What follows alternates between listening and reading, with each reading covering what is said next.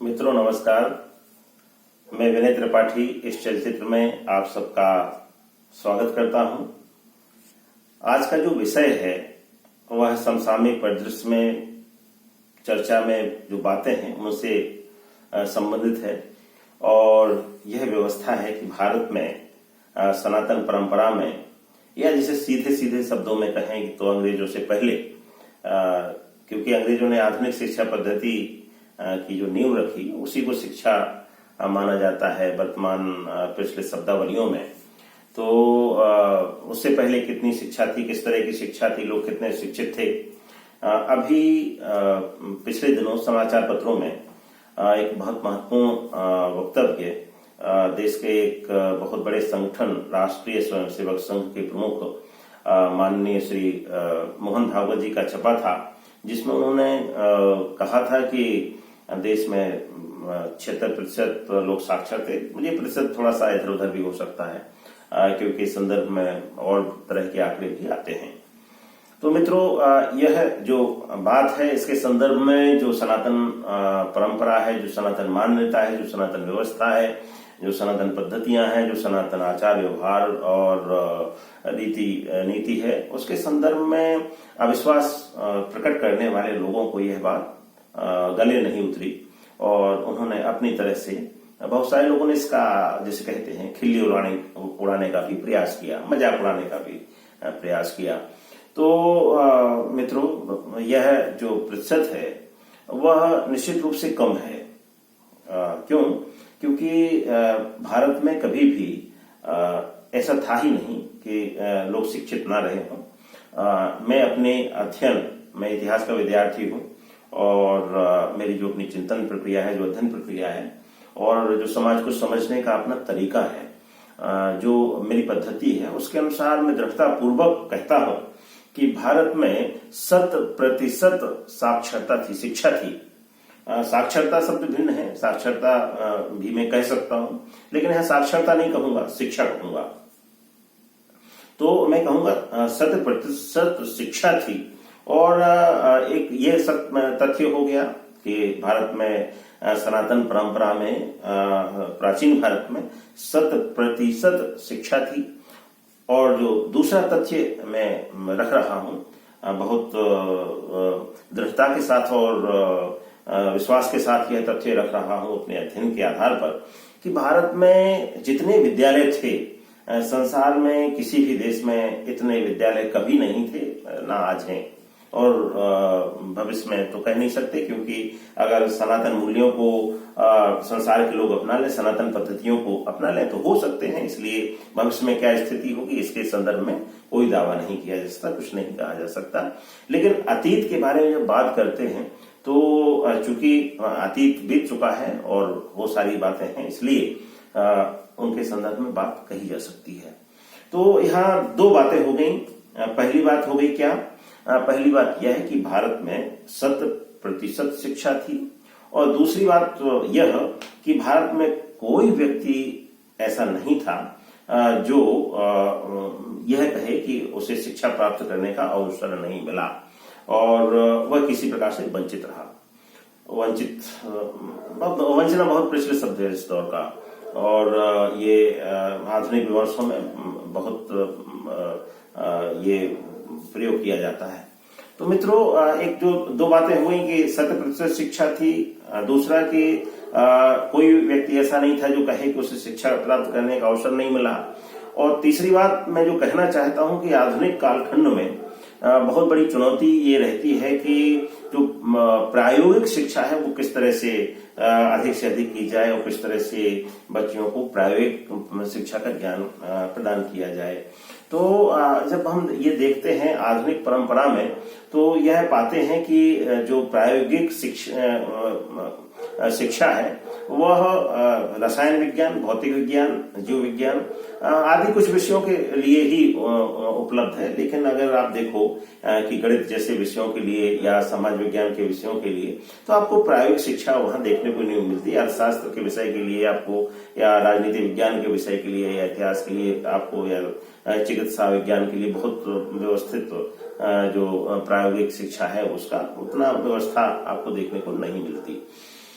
लेकिन जब आप सनातन परंपरा में जाते हैं और यह देखते हैं कि किस तरह से जो मैं बात कर रहा हूँ कितनी सच है और क्यों सच है, और इस तरह का दावा मैं क्या कर रहा हूँ, तो यह दावा मूर्खतापूर्ण है या यह दावा सत्य से परे है या इस दावे में आंशिक सत्य ही है, तो यह तरह तरह के विचार आपके मन में मेरी बातों को सुनते हुए आ सकते हैं। लेकिन यह मैं जो बात कह रहा हूं उसको मैं आगे स्पष्ट करता हूं और आपकी समझ में वो बात आ जाएगी किस तरह से जो मैं ये बातें कहता हूं वो सत्य है। तो मित्रों, जो परंपरागत सामाजिक संरचना है, जो परंपरागत भारत की व्यवस्था है, जो भारत का अपना एक सामाजिक, धार्मिक, राजनीतिक और आर्थिक ढांचा है, जो स्वरूप है, जब हम उस पूरे स्वरूप को समझते हैं और उसको एकात्म रूप में समझते हैं तो सारी बातें तभी स्पष्ट होती हैं। लेकिन यदि आप चाहें कि एक रूप में चीजों को समझने की कोशिश करेंगे, प्रयास करेंगे, तो उन चीजों को नहीं समझ सकते। टुकड़ों टुकड़ों में भारत समझने वाली चीज नहीं है। भारत को आपको समग्रता में समझना पड़ेगा, भारत को आपको एकता में समझना पड़ेगा, तब आप भारत को समझ सकते हैं। तो पहली बात जो मैं कह रहा हूं कि भारत में शिक्षा 100% थी, साक्षरता भी थी, तो वो किस आधार पे, कैसे कह रहा हूं, क्यों मैं इस तरह का दावा कैसे कर सकता हूं, और ये तो बड़ा मतलब कह सकते हैं कुछ आडंबरपूर्ण दावा हो गया। तो अब आप लोग मेरी बात को ध्यान से सुनिए कि भारत में किस तरह से 100% शिक्षा थी। तो मित्रों, मैं आपको बार बार यह आग्रह करता हूं कि भारत को भारत के रूप में समझिए, भारत को सनातन व्यवस्था के रूप में समझिए, भारत को आधुनिक जो जिसे कहेंगे दुष्प्रचार है, उस दुष्प्रचार के संदर्भ में समझने का प्रयास न कीजिए। यदि ऐसा करेंगे तो भारत समझ में आएगा ही नहीं, भारत की शिक्षा व्यवस्था समझ में आएगी नहीं, भारत की धर्म व्यवस्था आपको समझ में आएगी नहीं, भारत की समाज व्यवस्था आपको समझ में आएगी नहीं, भारत की राज व्यवस्था आपको समझ में आएगी नहीं, भारत का अर्थशास्त्र आपको समझ में आएगा ही नहीं। है मित्रों, तो मैं जो यह बात कह रहा हूं कि भारत में 100% शिक्षा थी, भारत के 100% लोग शिक्षित थे, तो यह दावा मैं इस आधार पे कर रहा हूं कि भारतीय मनीषा ने इसी तरह की एक सामाजिक जीवन जीने की युक्ति विकसित की हुई थी, जिसमें भारत का कोई भी व्यक्ति शिक्षा से हीन नहीं था। और वह किस तरह से था? वह मित्रों इस तरह से था कि जैसे मैं कहता हूं, आग्रह के साथ कहता हूं, गर्व के साथ कहता हूं, गौरवान्वित होकर कहता हूं कि वर्ण व्यवस्था भारतीय मनीषा का एक आदर्श है और उस वर्ण व्यवस्था का सुचिंतित वैज्ञानिक स्वरूप जाति व्यवस्था है। तो मित्रों, जब मैं कहता हूं कि भारत में 100% शिक्षा थी, साक्षरता थी, तो मैं आपको भारत के सुचिंतित, सफल, उन्नत जाति व्यवस्था की ओर ले जाना चाहता हूं। और जब मैं यह बात कहता हूं कि भारत में प्रायोगिक शिक्षा को शिक्षा में पल पल पग पग पर महत्व दिया गया था, तो भी वहीं ले जाना चाहता हूं। वहीं से आपको मन की बात समझ में आएगी, वहीं से आप तत्व की बात ग्रहण कर सकेंगे। मित्रों, जातिगत जनगणना की बात होती है और कुछ लोग विरोध करते हैं। मैं तो आग्रह करता हूं कि हे देश की नेतृत्व, हे प्रतिभाशाली नेतृत्व, इस देश की जातिगत जनगणना अवश्य करवाइए और उस जनगणना में एक बिंदु और जोड़ लीजिए, और वह बिंदु है कि उस व्यक्ति का पैतृक परंपरागत वंशानुगत व्यवसाय क्या था। जब आप यह कर लेंगे तो आपको भारत को समझने के लिए बहुत सारे तथ्य मिल जाएंगे, बहुत सारे आंकड़े मिल जाएंगे, और उन तथ्यों, उन आंकड़ों के आधार पर हो सकता है बहुत सारे लोगों को भ्रांतियां हो जाए, बहुत सारे लोग दुरुपयोग करने का प्रयास करें, लेकिन सदुपयोग करने के लिए भी बहुत सारे दरवाजे खुल जाएंगे। और मैं जो ये बात कह रहा हूं कि भारत में 100% शिक्षा थी, तो वह इस आधार पर कह रहा हूं कि जो ये जाति व्यवस्था है ना, जैसा मैंने पहले भी कहा है कि यह जाति व्यवस्था केवल सामाजिक व्यवस्था नहीं है। यह जाति व्यवस्था केवल सामाजिक व्यवस्था नहीं है, अपितु यह सुचिंतित धर्म नियंत्रित अर्थव्यवस्था है। और इसी अर्थव्यवस्था से, इसी संगठित अर्थव्यवस्था से, इसी एकात्म अर्थव्यवस्था से, इसी धर्म नियंत्रित अर्थव्यवस्था से भारत ने वह वैभव प्राप्त किया था, वह गौरव प्राप्त किया था, वह उन्नत प्रतिमान स्थापित किए थे, जिनको आप विश्व गुरु भारत के प्रतिमान कहते हो। मित्रों, यह मंदिर ऐसे ही नहीं बन गए, यह मंदिरों का अलंकरण ऐसे ही तैयार नहीं हो गया। आज पाठ्यक्रम में आपको एक एक अंश पढ़ा दिया जाता है, लेकिन यह तो खुला दौर है। आप सोशल मीडिया पर चले जाइए, सामाजिक माध्यम पर चले जाइए और एक एक चीज को लोग पकड़ने का प्रयास कर रहे हैं। देखिए किस तरह से कहां कहां क्या क्या था जिसे भूलने का प्रयास किया गया, जिसे भुला देने का प्रयास किया गया। बीती ताह विसार दे आगे की सुध ले, ये बीती ताह विसारने की बात कही गई। जो घट गया वह विसार देने का नहीं, वह स्मरण रखने का है। और जब हम अपने अतीत को स्मरण रखेंगे, याद रखेंगे, अतीत की उपलब्धियों को जाने समझेंगे, तो निश्चित मानिए हमें यह पता चलेगा कि हमारा हर घर विद्यालय था और हमारे परिवारों का छोटा सा बच्चा जब किलकारी लेकर के हंसना शुरू करता था, अपने नेत्र खोलना शुरू करता था, तो वह गृह पाठशाला में अपनी आंखें खोलता था और उसके गुरु होते थे उसके माता, उसके पिता, उसके दादा, उसके दादी, उसके ताऊ, उसके चाचा, उसका कुटुंब पूरा का पूरा। और एक एक बात को वह नौनिहाल अपने छोटे छोटे घुटनों से चलते चलते सीखना शुरू कर देता था। और मित्रों, हमारे भारत देश की इस शिक्षा व्यवस्था में, जिसमें हर घर विद्यालय है, आप कहोगे कैसी विचित्र बात कर रहे हो पंडित जी, तो मित्रों आपको विचित्र ही लगेगी। हमारे सनातन व्यवस्था में, हमारे देश की परंपरा में, हमारे सनातन प्रवाह में, हमारे सनातन जो पूरा का पूरा काल प्रवाह है, उसमें जो शिक्षा व्यवस्था थी, उस शिक्षा व्यवस्था में हर घर विद्यालय था।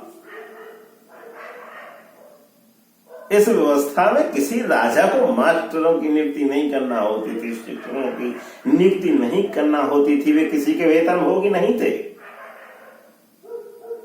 और ना ही बच्चों को शिक्षा शुल्क देना पड़ता था।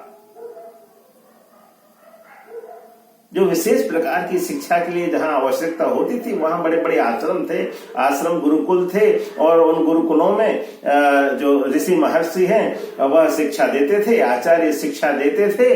लेकिन उन गुरुकुलों के विरुद्ध हर घर भी विद्यालय था। और जैसे मैं कहता हूं कि कुंभकार के बच्चे को घड़ा बनाने के लिए किसी विद्यालय में जाने की आवश्यकता नहीं पड़ती थी। उसे लकड़ी से चाक कैसे घुमाना है, चाक सही कौन सा होगा, मिट्टी कहाँ से लाना है, किस पोखरा से किस खेत से लाना है, कितने प्रकार की मिट्टी मिलाएंगे तो अच्छी मिट्टी बनेगी, उस मिट्टी को कितनी देर फुलाएंगे, उस मिट्टी को कितनी देर गूंदेंगे, उसको किस तरह से कचरा जाएगा और किस तरह से वो मिट्टी तैयार होगी, इसके लिए उसे किसी पाठ्यक्रम को किसी विद्यालय में जाके पढ़ने की आवश्यकता नहीं होती थी। यह सब पाठ्यक्रम अपने घर में अपने पिता, अपने चाचा, अपने दादा के साथ काम करते खेलते खेलते सीख लिया करता था। वह मिट्टी किस तरह से चाक पर रखी जाएगी, चाक को किस तरह से घुमाया जाएगा, किस तरह से उस मिट्टी के लौंदे को किस तरह से रूप दे करके घड़ा बनाया जाएगा, दीपक बनाया जाएगा, और किस तरह से कब उसको काटा जाएगा, कितने धीरे से उठाया जाएगा, कितने धीरे से रखा जाएगा, कितने दिन तक सुखाया जाएगा, और कितना सूखने के बाद उसको अंदर थाप दे देकर, जैसे जो कुम्हार के लिए बहुत कहते थे, अंतर हाथ सहार दे बाहर मारे चोट। तो अंदर से हाथ से कितना सहारा देना पड़ेगा और बाहर से कितनी थाप, कितनी चोट देना पड़ेगी, ये सीखने के लिए उसे किसी तरह की किताब लेने के लिए दुकान पर नहीं जाना होता था, और ना ही उससे मनमाना उसकी कीमत वसूली जाती थी। वह अपने घर पर ही यह सब चीजें देख देख कर सीख जाता था, जान जाता था। और वह जो घट बनेगा, उस घटे को घट को कितना सुखाएंगे, उस पर कौन सा रंग करेंगे कि वह लाल भाण बन जाए, या वो धूसर भाण बन जाए, या उसको किस तरह से चित्रित करेंगे तो चित्तर धूसर भाण बन जाए, ये कोई आज की बात नहीं है। ये देखिए ना आप, जैसे इतिहास प्रवाह में आप सिंधु घाटी की सभ्यता को प्राचीन मानते हो और वैदिक सभ्यता से भी प्राचीन मानते हैं आधुनिक इतिहासकार, तो सिंधु घाटी सभ्यता में भी भांति भांति के भांड मिले हैं, और कितने प्यारे प्यारे, कितने अच्छे भांड वो वहां बनाए जाते थे, और उनकी एक अलग बस्तियां, एक अलग जो कहेंगे आज की भाषा में कहो तो कॉलोनी, जैसे अपनी परंपरागत भाषा मोहल्ला, उनके अपने मोहल्ले हुआ करते थे। मोहल्ले क्यों आवश्यक हैं? इसलिए कि एक साथ काम करने वाले लोग एक परिवेश, जैसे कहते हैं ना, परिवेश का निर्माण। आप क्यों समाज विज्ञान की कक्षा अलग लगाते हो, क्यों चिकित्सा के विद्यार्थियों को अलग पढ़ाते हो, क्यों इंजीनियरिंग अभियंताओं को अलग पढ़ाते हो, उनको सबको इकट्ठा खेल क्यों नहीं कर देते? तो इसी तरह से सनातन परंपरा में आपको कुंभकारों का एक अलग मोहल्ला मिलेगा। यह मैंने एक उदाहरण लिया। इसी तरह से आप लकड़ी का काम करने वाले लोगों को उदाहरण दे सकते हैं। लकड़ी का काम, वाह क्या बात है, अद्भुत अद्भुत अद्भुत, आश्चर्यजनक। आप जानते हैं, पत्थर के काम से पहले लकड़ी का काम ही होता था, और जो मौर्य काल है, चाणक्य का काल है, उससे पहले, और मौर्य वंश के शासकों के महल, बड़े बड़े महल लकड़ी के बने होते थे। तो लकड़ी का उन्नत काम था, जिसे हमारे बड़े लोग करते थे। तो इसी तरह जो लोहे का काम, आप जिसे आप लोहार कहते हो, तो इसी तरह लोहारों का एक अपनी पूरी परंपरा है और एक पूरी विकास यात्रा है। और आप देखते हैं मेहरौली का जो लोहे स्तंभ, मैं कहता हूं मेहरौली का जो लोहे स्तंभ है, वो एक दिन की जो भट्टी है, उस भट्टी में पत्थर को गला करके नहीं बना दिया जा सकता, जिसमें सैकड़ों सालों के बाद आज तक भी आप उसमें जंग नहीं पाते हो। तो यह एक काल प्रवाह है, एक विकास यात्रा है। और इस विकास यात्रा में तो अगर थोड़ा सा भी समझ में आया होगा, आप थोड़ा सा भी समझना चाहते होगे, तो आपकी समझ में आ गया होगा कि भारत में 100% शिक्षा थी और विषय विशेषज्ञता के साथ शिक्षा थी। जैसे आज आप पढ़ाते हो ना कि 15-16 साल स्कूल में पढ़ता है, फिर 5-7 साल आपका महाविद्यालय में पढ़ता है, फिर वो PhD करता है, विषय विशेषज्ञता हासिल करता है। तो हमारे यहाँ तो आरंभ से ही विषय विशेषज्ञता हासिल करता था। अगर लोहे कर्म का काम सीखना है तो वह लोहे कर्म का काम अपनी आंखें खोलने के साथ ही, बुद्धि के दरवाजे खुलने के साथ ही वह विषय विशेषज्ञता, लोहे कर्म की विषय विशेषज्ञता प्राप्त करने लगता था। तो मित्रों, भारतीय परंपरा में 100% शिक्षा है, साक्षरता है, क्योंकि जितना ज्ञान आपको अपने व्यवसाय को चलाने के लिए चाहिए, जितनी लिखा पढ़ी करने आवश्यक है, वह हर परिवार के हर बच्चे को आती थी। तो शिक्षा है 100% साक्षरता है, और इस तरह की शिक्षा है, इस तरह की साक्षरता है कि उसमें आपको आजीविका के लिए लंबी लाइन नहीं लगानी पड़ती, लंबी पंक्ति नहीं लगानी पड़ती, 10 पदों के लिए 10 लाख आवेदन नहीं भरने पड़ते। भारतेंदु जी कह गए हैं, आंखें फूटी भरा ना पेट, क्यों सखी सज्जन नहीं ग्रेजुएट। तो मित्रों, ये अंग्रेजों की शिक्षा पद्धति की देन है कि पढ़ते पढ़ते ससुरी आंखें फूट गईं और पेट के लिए जो 2 रोटी चाहिए नौजवानों को, वह पाने के लिए 10 रिक्तियां निकलती हैं पदों के लिए, और 10 लाख लोग आवेदन पत्र भरते हैं और वो कोशिश करते हैं 10 पदों के लिए उनको पद मिल जावे। तो यह स्थिति अंग्रेजों के समय से नहीं, उससे पहले से। एक मैं और उक्ति आपको सुनाता हूं, पढ़ें फारसी बेचें तेल, ये देखो किस्मत के खेल। तो मित्रों, फारसी पढ़ करके भी लोग बेरोजगार हुए और अंग्रेजी पढ़ करके तो बेरोजगार हुए ही।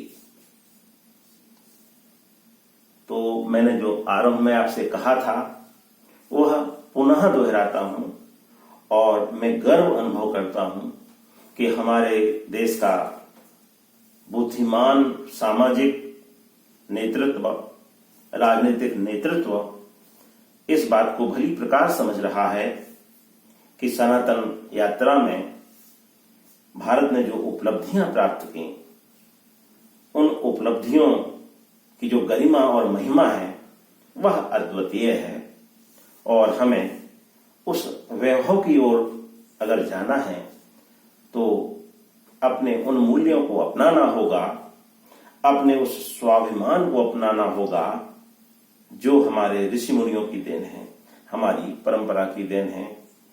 मित्रों, आज इस चलचित्र में इतना ही, और कहीं कोई जिज्ञासा आपके मन में उठे इस चलचित्र की बातें सुन करके, तो आप टिप्पणी में अपना मंतव्य प्रकट करें। पिछला जो चलचित्र था, ब्राह्मण ने ही जातियां बनाई, उस पर कुछ मित्रों ने थोड़ा सा उग्र होकर के प्रतिक्रिया रखी, तो मैं